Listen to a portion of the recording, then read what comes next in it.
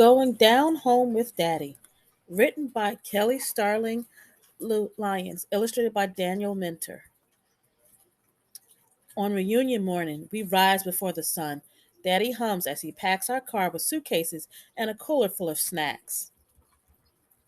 He says there's nothing like going down home. We leave when the sky is still dark with sleep. Sis closes her eyes, but mine stay wide open. I watch as we drive from city streets to flowing highways under a sweep of sparkling stars. Lil Allen, Mama says after a while, you better catch some Z's while you can. I try to rest, but can't stop smiling. Soon I'll get to see my great grandma, Granny, and hang out with my cousins. But when I look at my hands, empty as the road in front of us, my grin fades. The anniversary celebration. I bet everyone will have something to share, except me. I doze off in a cloud of worry and wake to sunbeams tickling my face. I squint and see a familiar John Deere tractor store and a gray silo standing at attention. We're almost there. Sis and I sit up straight as pines when we see Granny's wood frame house. She's right where we left her after last year's reunion. She's right where we scattering corn for her chickens like tiny bits of gold. There she is, Sis shouts. Granny spreads her arms wide and wraps us both inside. My, she says, and showers our cheeks with peppermint kisses. I missed you so. All afternoon, a parade of family comes home. Grandma Loretta and Grandpa James, aunts and uncles, and more cousins than I can count.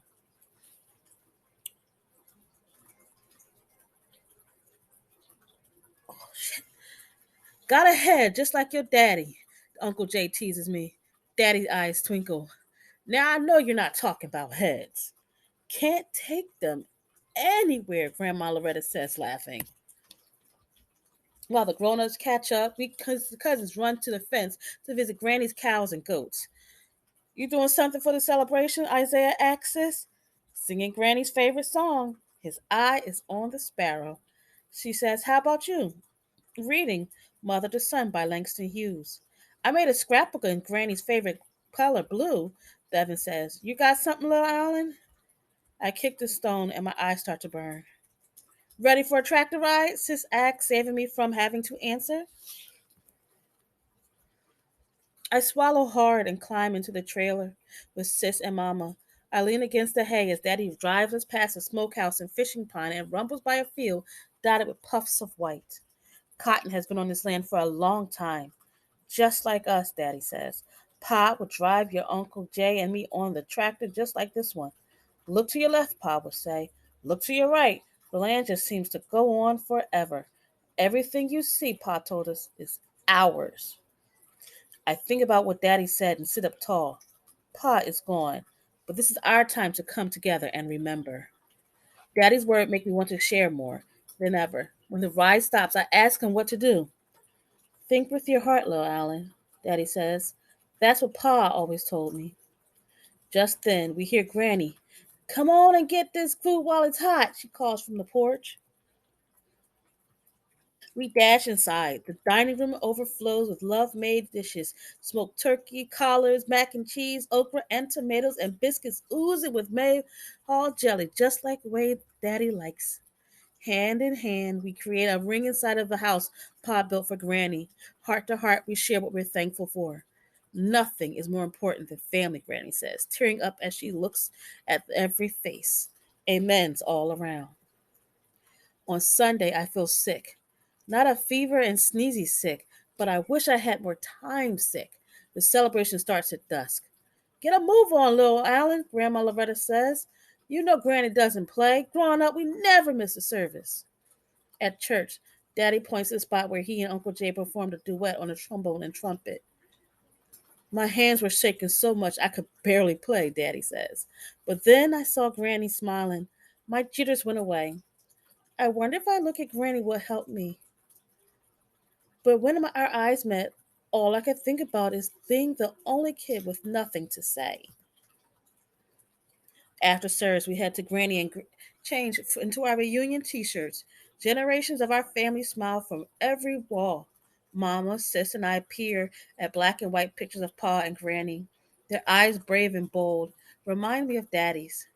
You have their eyes too, Mama says. That's when it comes to me.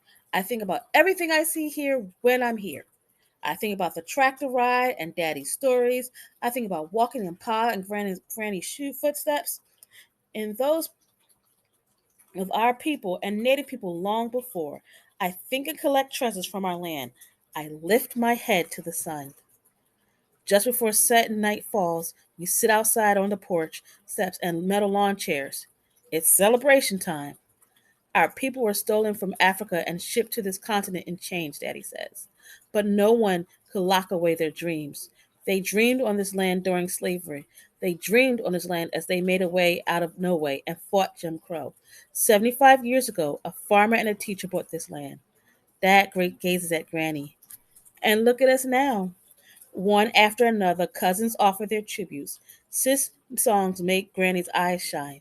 Isaiah's poem get everyone nodding. Then I step forward. I feel like the spotlight is blazing just on me. I look down and say nothing. It's okay, little Alan. Sis whispers. I lift my head and see gleaming smiles. I try again. Cotton for quilts Granny made to keep her children warm, I say, holding a white cloud in my fingers. A pecan for the trees Pa planted and all the kids love to climb. I pinch dirt and let it rain to the ground, and earth for land that's ours as far as we can see. Fireflies wink and whirl in a carnival around us. That's all right, I hear Granny say. Daddy flashes a thumbs up. I grin up at the moon. It glows back at me. We're a mighty family, Daddy booms. Mighty, we roar back. Then we try to make the night stretch forever. As grown ups slap cards and checkers against tables, we cousins dig through old trunks and laugh until our hearts explode with joy. Too soon, our goodbye morning comes. We hug all the way to the door. Then we climb into our car and watch Granny and her house shrink and disappear. When we go home, we go down home with Daddy. Everything we see holds a piece of him and us.